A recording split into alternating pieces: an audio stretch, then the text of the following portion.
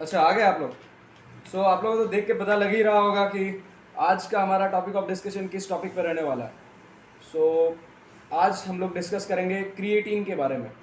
ये बहुत ही फेमस चीज़ है जो कि जिम वालों में बहुत ज़्यादा फेमस है कि क्रिएटिन मसल बिल्डिंग में हेल्प करता है। क्रिएटिन आपके मसल के साइज़ को बड़ा कर देता है, आपके अंदर स्ट्रेंथ को एनहांस करता है। क्रिएटिन आपके ओवरऑल एथलेटिक परफॉर्मेंस को भी बूस्ट करता है। उसी चीज़ के बारे में आज हम लोग डिस्कशन करेंगे कि क्रिएटिन एक्चुअली में है क्या, क्या ये आपके लिए सेफ़ है, इसका डोजेज कितना से कितना हमें रखना चाहिए, और थोड़े बहुत मिथ्स के बारे में बातचीत करेंगे और मिथ्स को भी डिकोड करेंगे कि क्रिएटिन लेने से क्या कुछ प्रॉब्लम हो सकता है या नहीं। काफ़ी तरीके के क्रिएटिन रखे हुए हैं यहाँ पर, अलग अलग फॉर्म्स के, कोई मोनोहाइड्रेट, कोई माइक्रोनाइज्ड वगैरह वगैरह। डिफरेंट फॉर्म्स ऑफ क्रिएटिन के बारे में भी चर्चा करेंगे और बने रहे वीडियो में, आगे बातचीत करेंगे।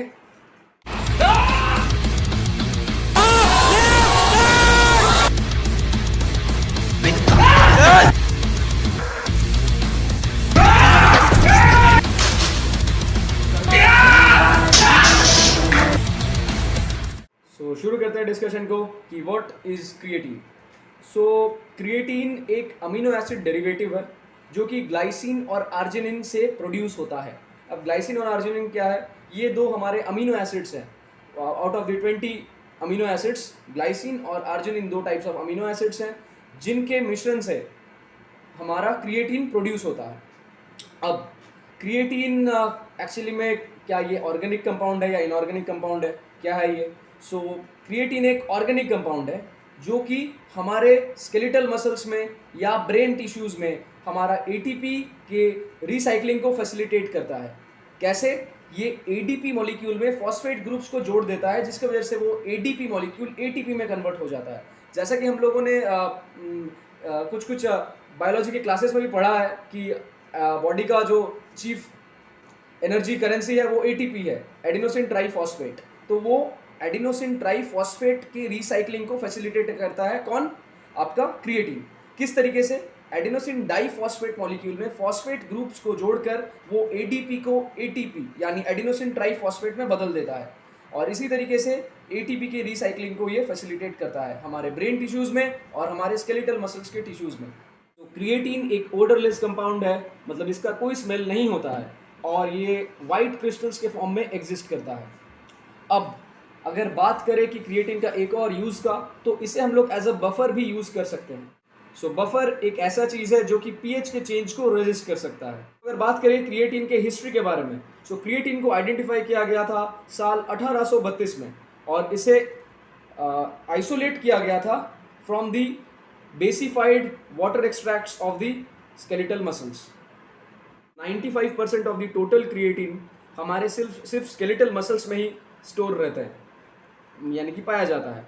ये जो स्केलेटल मसल्स में 95% ऑफ द टोटल क्रिएटिन पाया जाता है, ये क्रिएटिन नॉर्मल और फॉस्फोक्रिएटिन दोनों फॉर्म में एग्जिस्ट करता है। अगर बात करी जाए typical creatine content of the skeletal muscles की, कि स्केलेटल मसल में टोटल मतलब किस मात्रा में क्रिएटिन एग्जिस्ट करता है, तो ये मात्रा कहीं ना कहीं लाई करता है 120 माइक्रोमोल पर KG of the dry muscle mass.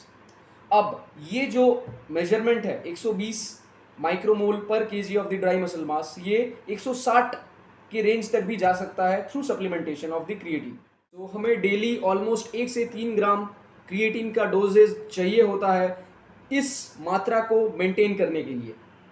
अगर बात करी जाए हमारी डेली डाइट प्लान की, हमारा जो डेली डाइट प्लान है ये एक्चुअली में ओमनीवोरस टाइप का डाइट प्लान है।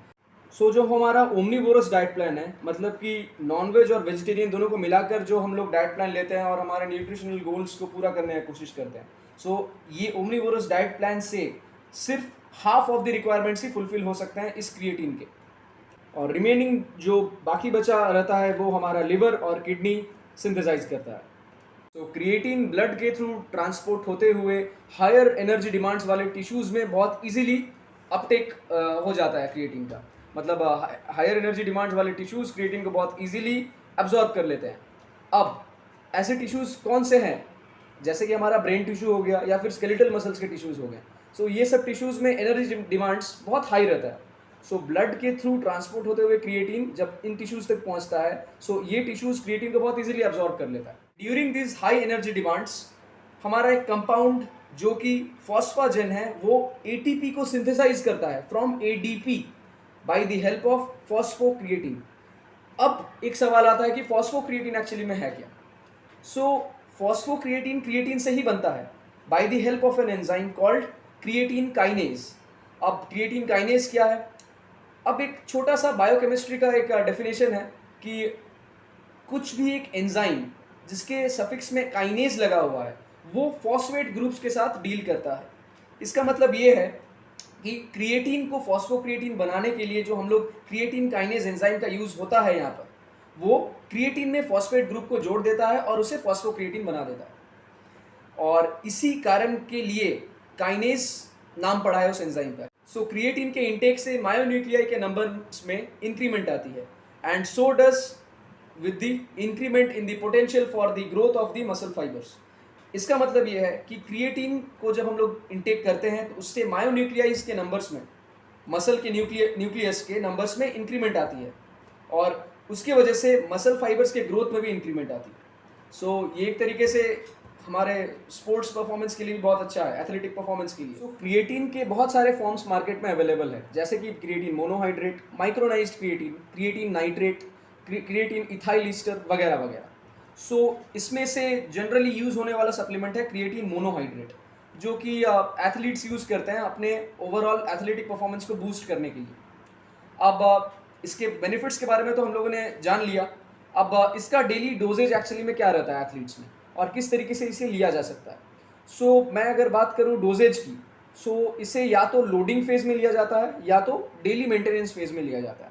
लोडिंग फेज़ में क्या होता है कि पहले 7 दिन तक 20 ग्राम डेली के फॉर्म में इसे लिया जाता है। तो जो ये 20 ग्राम रहेगा ये आप क्या करेंगे कि दिन में 3 से 4 बार 3 से 4 पार्ट्स में डिवाइड कर लेंगे। सपोज 5-5 ग्राम करके आपने दिन में 4 टाइम में इसे डिवाइड कर लिया 20 ग्राम को, और आप 7 दिन तक लगातार 20 ग्राम यूज़ कर रहे हैं और 8वें दिन से आप नॉर्मल बेसलाइन वाले डोजेज में वापस चल गए, मतलब डेली 3 ग्राम।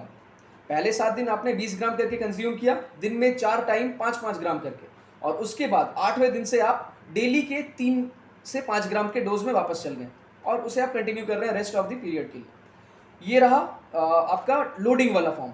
अब दूसरा रहता है मेंटेनेंस वाला फॉर्म, नॉर्मल फॉर्म, जो कि आप स्टार्टिंग से ही 3 से 5 ग्राम वाले डोज में स्टिक करके रहते हैं और इसे आप rest of the period of time में आप यूज़ करते हैं डेली 3 से 5 ग्राम।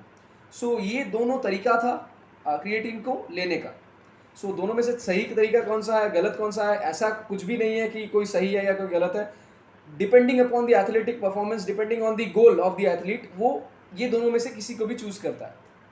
जैसे उसे उसके न्यूट्रिशनिस्ट या कोच या फैमिली डॉक्टर प्रिस्क्राइब करता है या बताता है, उसके बेसिस पे वो ये दोनों में से चूज़ करता है जो उसके लिए बेटर होगा।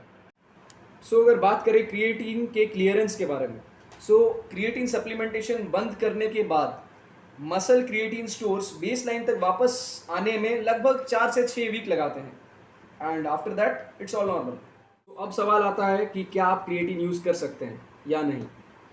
देखिए, मैं ये बताने वाला कोई नहीं होता हूँ कि आप क्रिएटिन यूज़ कर सकते हैं कि नहीं, क्योंकि मैं आपका फैमिली डॉक्टर तो हूँ नहीं।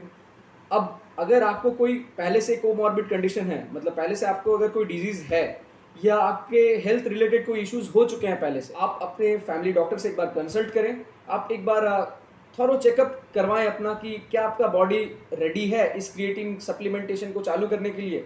ये एक फैमिली डॉक्टर से अच्छा कोई नहीं समझ पाएगा। सो आप एक बार कंसल्ट कीजिए और उसी के बेसिस पे सप्लीमेंट्स को इस सप्लीमेंट को चालू कीजिए, अपने डेली रूटीन में जोड़िए, क्योंकि जैसे कि मैंने बताया हेल्थ फर्स्ट। और ये वीडियो को अभी यहीं पर ख़त्म करते हैं। आशा करता हूँ मैं आप लोग क्रिएटिन के बारे में बहुत अच्छी तरीके से समझा पाया हूँ। सो अगर आप मेरे चैनल में नए हो तो प्लीज़ सब्सक्राइब करें द डेडलिफ्ट असाइलम को, जाकर बेल आइकन को भी दबा दीजिए ताकि आपको नोटिफिकेशंस मिलते रहें जब भी मैं नया वीडियो अपलोड करूँ तो।